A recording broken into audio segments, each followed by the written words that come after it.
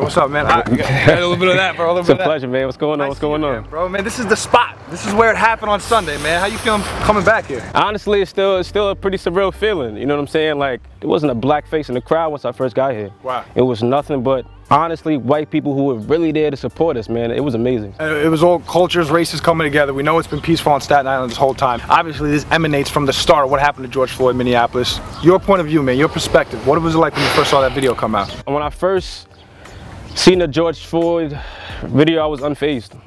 I really wasn't moved because it was another one.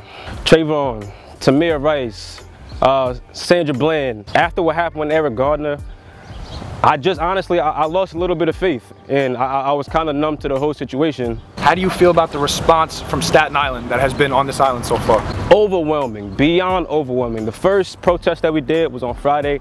We were on Highland Boulevard. The turnout was completely amazing. I thought that was its peak. This is the path right here, man. Everyone started walking down here. Highland Boulevard taking off together. Swarm of crowd, man. Swarm. How did you even start getting involved in it with the Friday protest? What happened was, a friend of mine, she was hurt the whole day. She was really going through it, and I could see the sadness and pain in her face. When these things happen, black people, you know, you don't get a day off. You have that pain in your heart that your country doesn't care about you, but you still got to go to work in the morning. Right. To see tears in her face and the passion and the heartbreak that she had, it really struck a nerve. For a lot of people, especially in the hood, you don't see a positive change. You don't see a way out. So in your head, you tell yourself to not even try. Once I seen the look on her face, I knew I had to at least show up, and that's how I got there.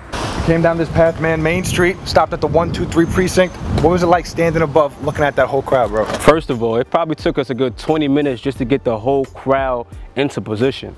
Once we got here, we thought we had like the solid crowd, but before you knew it, around the corner, you hear, Black Lives Matter, Black Lives Matter. From this side of the street to that side of the street, all the way down to the corner, man. It was amazing. We knew going into these protests, man, there may be some agitators on the outside, maybe even some on the inside, but it's been peaceful for the most part. What was your thoughts about addressing agitators in the crowd at all? If you're here to be an agitator, this isn't for you. So we wanted to make sure every person in the protest, you're a part of this protest, hold each person, the person next to you accountable. With those protests, what do you want people to do? What's to be accomplished from this? We could protest, we can march, we could jump, we could sing, we could scream. Unless we start really paying attention to our elected officials and the people that are on the ballots, it's not gonna matter whatsoever. Probably the biggest protest in Staten Island history, I didn't see a single elected official. These are the people representing us on such a monumental day with such a monumental moment. How could the people we put in charge not be right there with us? We have to make sure that we, A, are voting, and B, we, that black community, are also being represented.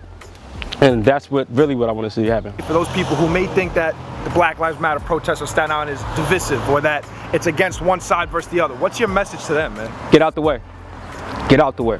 I've put myself in a hole trying to change everybody's hearts, and you're not going to reach everybody. There are a lot of good people who want to do a lot of good things, and I can't waste my time trying to convert someone when I have a group of people who are right here with me. So in your opinion, man, what do you think needs to be done to improve community relations with the police in different neighborhoods, man? Well, first and foremost, accountability. The number one thing, rule in the gang, not to snitch.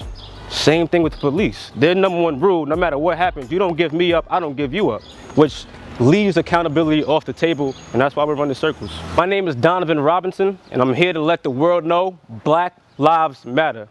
Whether you care or not, we're here to stay. And if you don't understand, then just get out the way.